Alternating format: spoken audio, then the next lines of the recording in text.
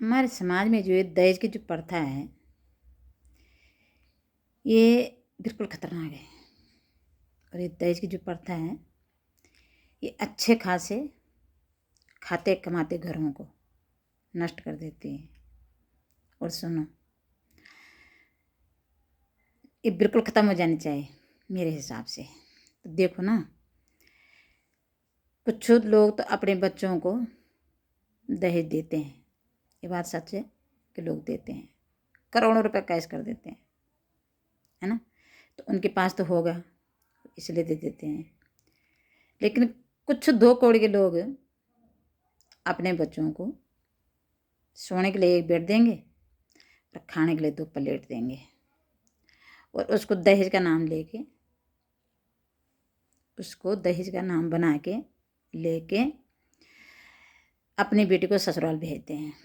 और जब उनकी बेटी ससुराल जाती हैं तो जो माता पिता होते हैं उनका अपनी बेटी का पूरा सपोर्ट होता है कि तू जा और इस घर को तहस नहस कर दे, इनके ऊपर चढ़ा दे दहेज का केस। और जानते हैं, इसलिए मैं बोल रही हूँ कि दहेज का जो प्रथा बनाया ना, जिसने दहेज बनाया है, उस इंसान को ना कसम से इस दुनिया में कभी भी उसकी आत्मा को शांति नहीं मिलती होगी। क्यों?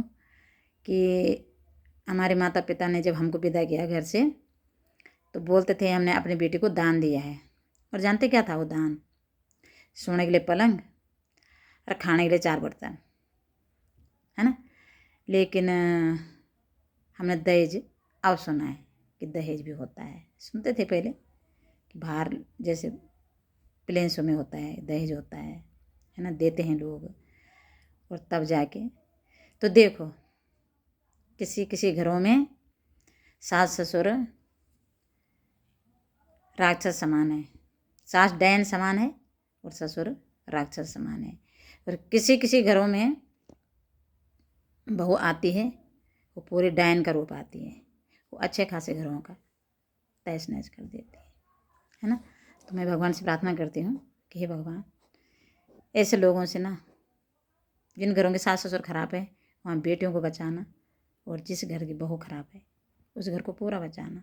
उस घर में बहुत सारे लोग होते हैं, ननद होती है, देवर होता है, जेठ होता है ना, सास होते हैं, ससुर होते हैं।